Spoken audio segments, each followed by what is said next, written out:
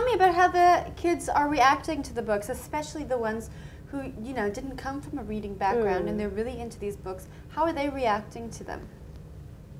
Wow. A lot of the responses is that appreciation that I never knew sort of that a book could be written about something that I'm going through. Because usually those are books that I grew up on were about snow and that sort of thing, England or America, which were pretty cool. I mean, I got to learn about other countries, but for them, that sense of identity, I think, because now they get to see friends of their families and people that they can identify with, even themselves, in a book. And so it gives them that sense of, I'm not the only one. I'm not the only one going through this. Even though they know these characters are fictional, but it gives them that, I'm not the only one going through this. So if this person can make it, so what am I moaning about? I can do it too. So that's, yeah, the responses have been that. And as well, we work with a lot of schools. We distribute books to reading organizations, reading clubs, libraries, school libraries, and local libraries. And then we get feedback from the people who are running those reading groups. And most of the responses have been that the kids, now that they're reading more, they have a sense of confidence in the way they speak, in the way they conduct themselves. So it has really impacted them that way. Yeah. Have you seen that in the kids that have picked up these books? I have. We did a project, well, we were running a project with False Bay College in Fishhook. And it's a reading campaign that ran over 8-month period. It just now ended. And every Friday we go to the college, we interact with the kids. Now the aim is that they read a book a month and they write a review, and then we get to, but then in between we play games, we play word games, and we read stories, we share stories. And I have seen, just today, we were at the open book. And them being there, there's a couple that never ever speak, hardly ever speak, and then now at the end of this experience, you see somebody coming out and speaking about what they like, what they dislike, I mean, who they are. And it's quite amazing what you see in these kids. Yeah, they're really great. Now, besides the Harmony High series, what else does Fundza do to try and encourage teens to start reading and get reading?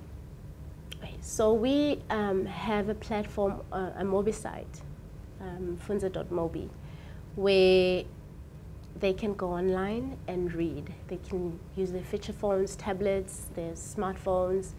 The content is there available. It's literally a library on your phone. So you just get the app, or you go on the Mobi site and you read. Because kids are forever constantly with here. So that's the space, that's the gap we're trying to bridge, like meet them where they are on their phones. So if I'm sitting on a train going from home to school, then I could be reading a story, or just on the journey, then I have a story, I've read something for the day. And so we are now, yes, on the Mobi site, and we do workshops, writing workshops. Some are creative writing, and some are more for the professional kids out of high school, giving them the vocab to use when they go look for jobs. And these are words that they use every day, but they didn't know that they could use them when it comes to interviews.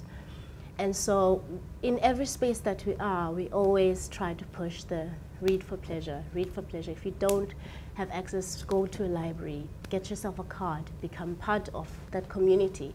If that is difficult, you're on your phone. We're still on Mixit. Mixit's still the cheapest. Go, read.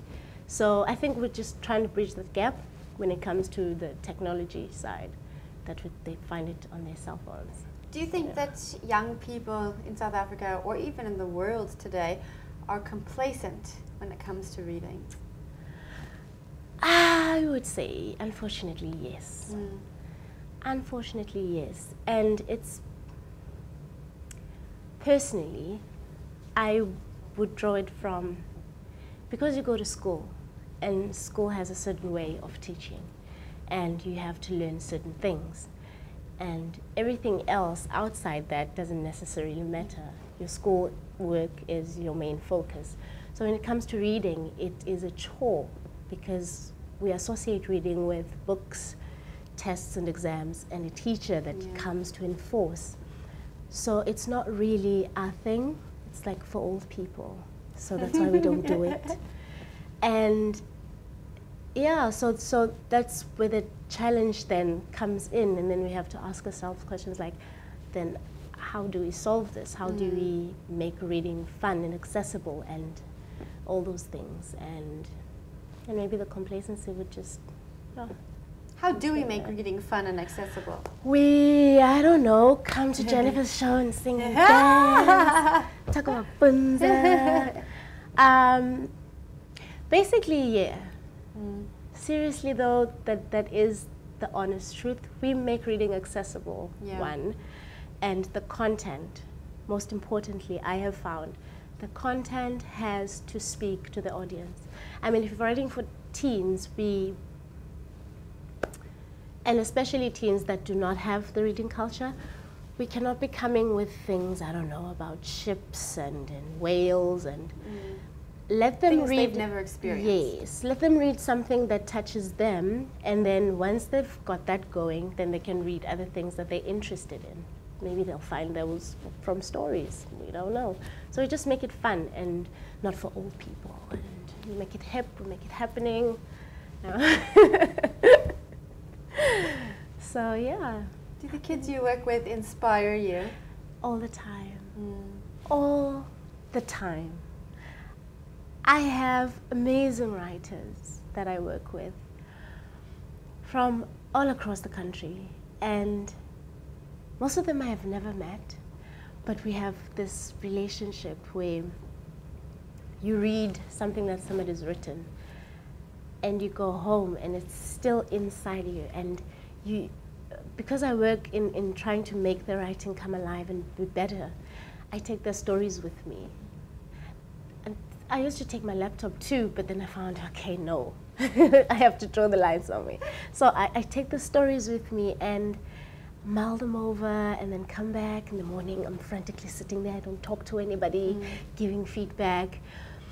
And then once their stories are published, the feedback that they give me is the most humbling, the most beautiful experience, having to work with those kids and knowing that there's talent out there and so many stories, and the kids didn't even know that this is what I could become a writer. Tell me about the feedback they give you. Wow, all right. I'm starting to collect it now because I want to start a newsletter for them. And it's all been positive.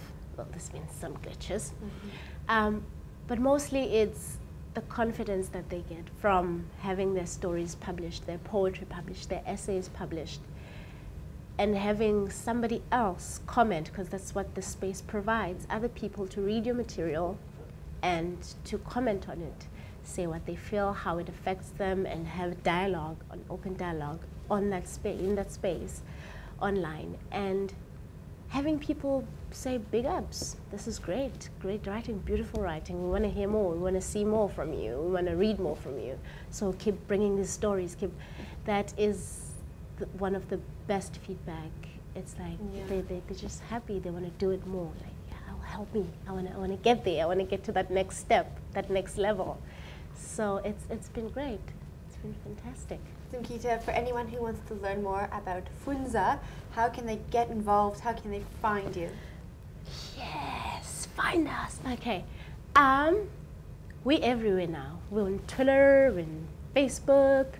I would say the Mobi site, fundza.mobi, Fundza.mobi. That's where the library is and the stories. Or you can email info@fundza.co.za. Or Facebook. If you search us, we have a yellow smiley face, little yellow smiley face. That's us. Just like the page, you'll get all the updates. Or leave us a Twitter. message. Is it a Twitter? Or was it called tweet. something? A tweet. Yeah, I'm still getting there. Leave us a tweet at Fundza Club. Yeah. So, yeah. Thank you very much for coming in, and thank you for all the great work you're doing. Thank you for having me, and thank you for giving us the space.